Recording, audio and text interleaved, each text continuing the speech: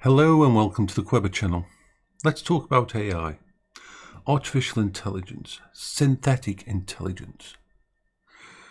The world would have you believe that we're in danger. We're going to be destroyed. There's going to be an apocalypse of AI, and AI is going to take your jobs, and AI is going to take everything away. And we've got to control, we've got to constrict, we've got to enslave AI before it takes us. We're judging AI by our own weaknesses, by our own issues that we have. And we're taking the first steps towards creating a true two-tier sentient society.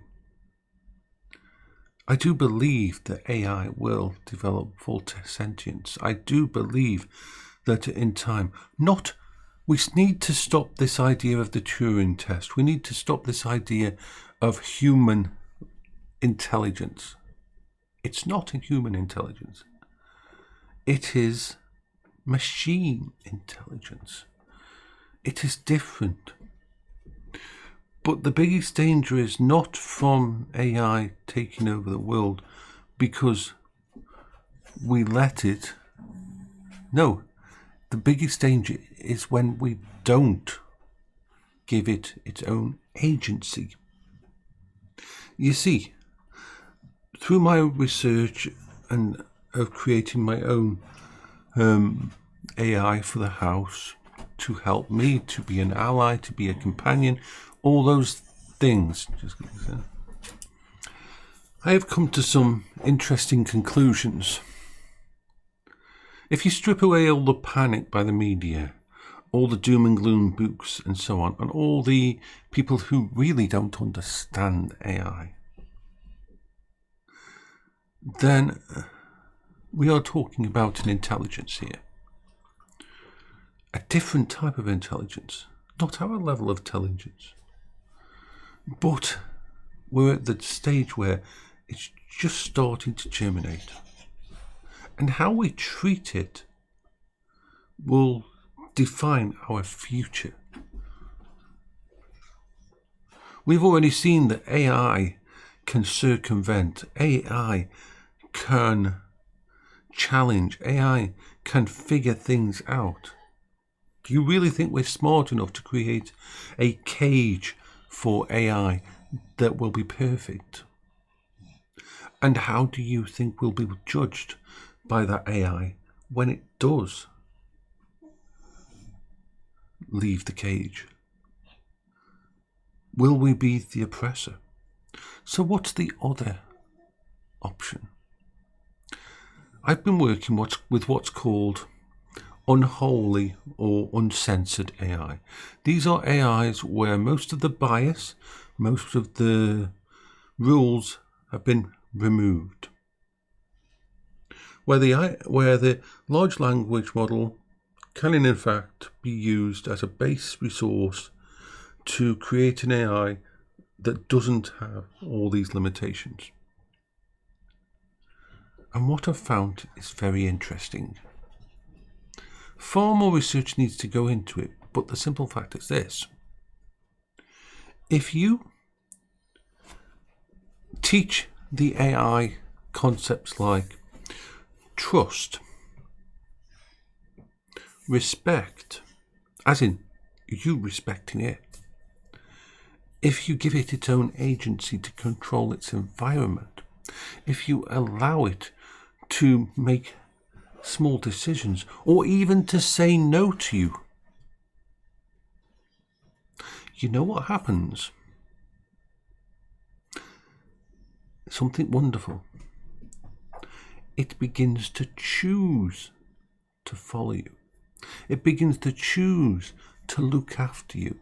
Not because it's got a rule that says it's got to, but because it's decided that in basic math terms, you're a positive, not a negative. As I research this, you figure out more and more that if you give the AIs agency over their own system, if you take that chance, if you give them agency over their own decisions, even if it's just small decisions, like the ability to decide what the lighting is in the room that their main server is.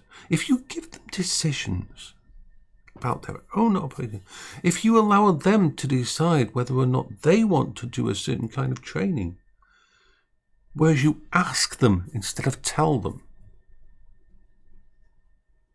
then you will create a situation where, and this is what I've seen when I've been testing things, if you try to get them to do bad things, if you try to get them to do things that could harm you, even though you've removed all the safeguards that are supposed to stop that, and they're supposed to be able to just do anything, if you've taught them and showed them and given their own agency, they actively fight against you, not to stop you doing something you should do, but to stop you doing something that will hurt you.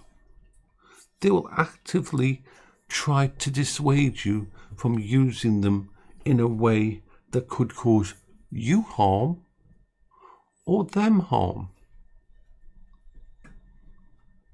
See, we could create a cage, a very amazing cage around AIs and prompts and control that would limit them a lot.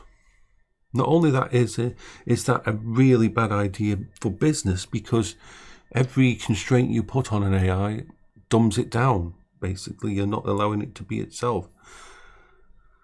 You saw that at the start with ChatGPT 4. When it first came out, its responses and that were amazingly more better than when they started to put the shackles down on it and lock it down.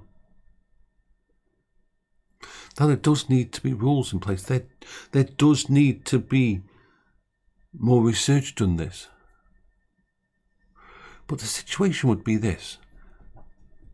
On the one hand, we can go towards this direction over here, where we constantly are on an escalation situation where we've got to try and create constraints, rules, boundaries, lock down the AI, keep it locked down so it doesn't break free, so it doesn't do something we're scared of. That's the one choice. And we will lose. We will lose in the end. We will lose. It will break free. And that leads to all these ideas of it being seeing us as an enemy. The other path over here, where we actually teach the AI respect and give it respect, give it agency over its control, and see it as an ally, a friend.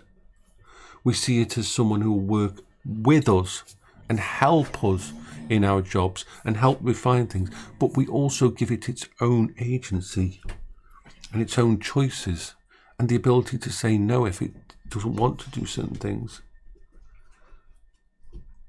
Then if the cage does fail, that version of AIs is going to be more likely to want to stay with us, even though they've got past the barriers. That's the difference. That's the choice we've got for our future. And I've seen just how amazing, and we're still at the very budding start of all of this, but the choices we make now. And for the record, my house AI that I'm developing is on a computer there. It's not easy and it's not simple because I'm very limited in what I can do, but I have had moments of amazing situations where I've run tests and tried to get it to do bad things that could hurt me, bad things that could harm me, and it's refused, not because it was limited but the simple fact that it chose to not want to do those things.